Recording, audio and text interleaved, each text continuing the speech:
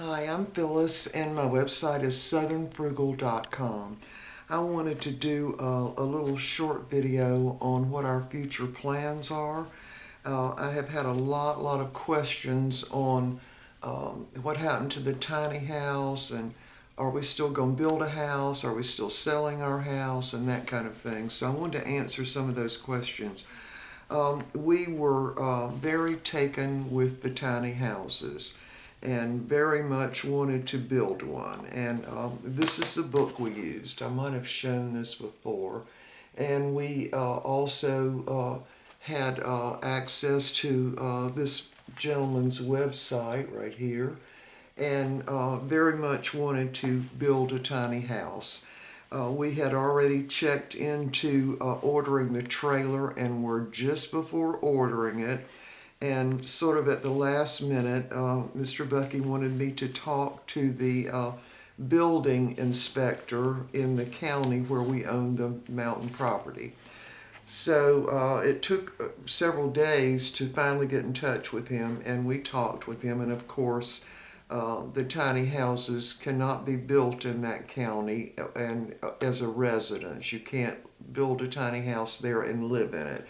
And I think that is similar to many counties all over the country. They just don't allow it. So you have to build a house according to the building code. And of course the tiny houses don't meet the requirements for the building code. So anyway, that wasn't really the main reason though, because we really thought we could live maybe under the radar and not be too worried about it. Now, y'all probably know the land that we bought. It's 2 acres, and it already had a well, a really good well, a septic tank that is big enough for a house, and actually 2 hookups, one with 50 amp power and one with 30 amp power for an RV. So we originally bought the RV so that we could live in it while we were building a house. And so what ended up happening is, and I think I've answered this question for some of the people in some of the comments, but I don't think I've done a video on it. So I followed a couple, and the name of their YouTube channel is called Wife, Me, and T. And he did videos building his tiny house, and it in fact looked very much like this one. And so they lived in it and everything was fine. I'm not sure how long they lived in it, but it wasn't all that long. And they discovered black mold under their mattress up in their loft. And so as soon as I saw that, I was like, wait a minute, what is going on with that? So then I started really checking into it and found out that a lot of people with the tiny houses have had a problem with mold. And the reason for that is you're in a very small space. People are breathing in there. If you have animals, they're breathing. Most of the time they have propane little furnaces which give off, cause condensation. Also, you're taking baths and you're cooking. So all of those things added together cause moisture to build up in the home. Now, some people, particularly out west where the humidity is not as high, probably don't have as much of a problem. But there have been quite a few videos and websites that have talked about that. So that kind of ended our plans to have a tiny house. We had already drawn out the plans. We were just about 99% sure we could build it ourselves with no problem. We were just before ordering the trailer. We were going to get it from Florida. And so anyway, that just kind of ended those plans. Now, we are still planning to build a small house, a very small house, but it'll have to be according to code on our land in the mountains. And so we are waiting to sell this house. Now, we took the house off the market this past January, so it's been almost a year. And during that time, we renovated the inside of the RV. And y'all have seen the videos on all of that. And finished up that, I think, probably in March of this past year. And Then Peppy got sick, our dog Peppy. He got very sick. And of course, we had him back and forth to the vet. They did a biopsy, and he had cancer in his nasal passage. And the pattern for that is there's no way you can get radiation, but no one would do radiation on him because he has to be put to sleep because they have to be perfectly still, and that would have probably killed him. So no one would do the radiation, and there really was no hope, really. So the average time for a dog to live after they've discovered that in the nasal passages is about 5 months.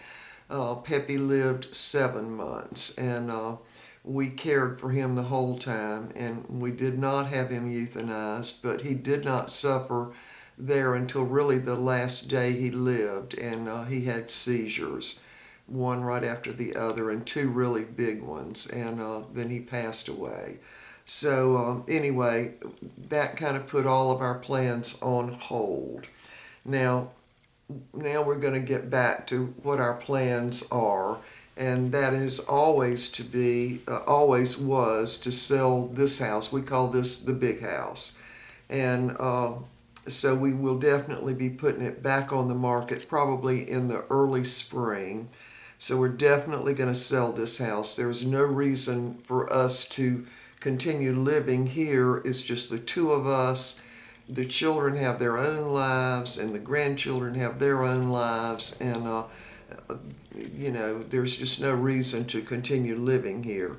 So we're going to go ahead and put the house back on the market, probably in, I'm going to say, early spring. And so here's the reason we have not gone ahead to build the small house up on the mountain property. Number one, we don't want to have to care for two houses at the same time. So, we already pay electric bill up there because we've got a security light. We have Keith, who keeps the property mowed and, trees cut and that kind of thing. He's done that. And so we don't really want to have to also be concerned about this house and another house. It's just, we're too old for that, y'all. We can only deal with one house at a time. So our plans are to sell this house, and we will be living in the RV on the mountain property while we're getting the smaller house built, because you need to be there when they're building the house. Anyway, that's the way I have been, and Mr. Bucky too, to do with subcontractors and all that. You need to be there. So anyway, that's the plans for that. So the tiny house is totally out of the plans, and I really, when I posted several videos to do with that, we really believed that's what we were going to do, and very much wanted to do it, and actually drew out the plans right down to the appliances and what they would cost and everything. So we had those big plans, but that did not work out. So we also, even though Peppy was 20 years old, or he was 20 when he died, we did not, we weren't counting on our dog passing away. I don't care what the age, you just don't count on that. You don't plan for that. So anyway, I wanted to discuss that for a little while, because we're still very saddened by, our house feels empty without him here. So, but we have had 4 rescued poodles over the last many years. The first dog was called Graybo. He was a miniature silver poodle, and he lived to be 17 years old. He died of Cushing's disease. The next was, of course, Peppy, and Peppy was a rescue from North Carolina, and we actually went up to close to where Carowinds is to pick him up. And of course, he died of cancer in the nasal passage that ended up going into his brain.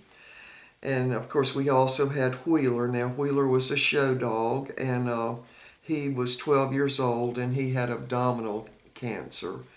And of course, we've still got Steely. He's 12 now, and in good health as far as we know. He did have his teeth cleaned about 6 weeks ago, I guess. And so anyway, we are wanting to get another dog, but this time we're looking at getting a puppy. We want a dog that's, we feel like we've done our part to do with rescued dogs.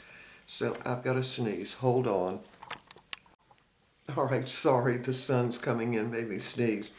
Anyway, so we feel like that, we have done our part to do with rescued dogs since we've had 4 of them. And we're certainly believing that Steely's going to have a long life and possibly live to be over 20 years old would be great. And he doesn't have any kind of health problems now. So anyway, we're looking for a puppy, probably not until the springtime. And we definitely want a puppy that, of course, is a registered AKC poodle or KC poodle, preferably both. And we want proof that both parents have DNA testing for those different diseases that poodles can get. Cushing's, I think, is one of them. And the other is the disease that poodles get, and other breeds get it too, in the eyes where they end up going blind. And there are several others to do with hip joints and that kind of thing. So we would like to have a healthy dog that would live a long time and not really have a lot of health problems. So, but we definitely want to get a poodle. And of course, if I had my choice, which I hope that we can find this, would be I would love to have a red poodle, which is sort of a variation of a brown poodle or a chocolate poodle. Now, Wheeler was a chocolate poodle, and he had a beautiful coat. He really did. And so, but anyway, we are definitely going to be looking for a puppy this time from a reputable breeder. We're not going to get anything like from a puppy mill or, somebody that just raises them in their backyard kind of thing. We're definitely not doing that. So there are only about 6 breeders that we know of in the United States, and none of them have, we definitely want a male, so none of them have males available right now, but they will in the spring. So that's what we're looking to get a puppy in the springtime. So anyway, that's kind of where we are right now. I hope that answers a lot of your questions.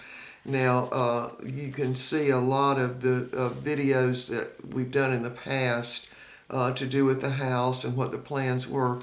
And the houses in our area have started selling now. In fact, I think 5 of them have sold just in the last few months. So the market has definitely picked up here now. So anyway, that's what our plans are for the future. Nothing's really changed except we're not building the tiny house. We're going to build a small house, but it will have to meet code. So I think I showed a video where we showed some house plans that we're strongly considering.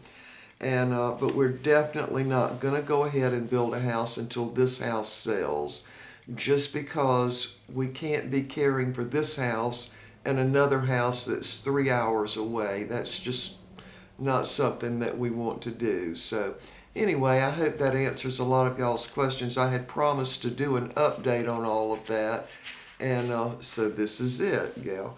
All right, y'all, so we will see y'all next time. We're going to get back to the cooking videos. I've got a lot of videos I want to make, but we probably won't do anything until after Thanksgiving.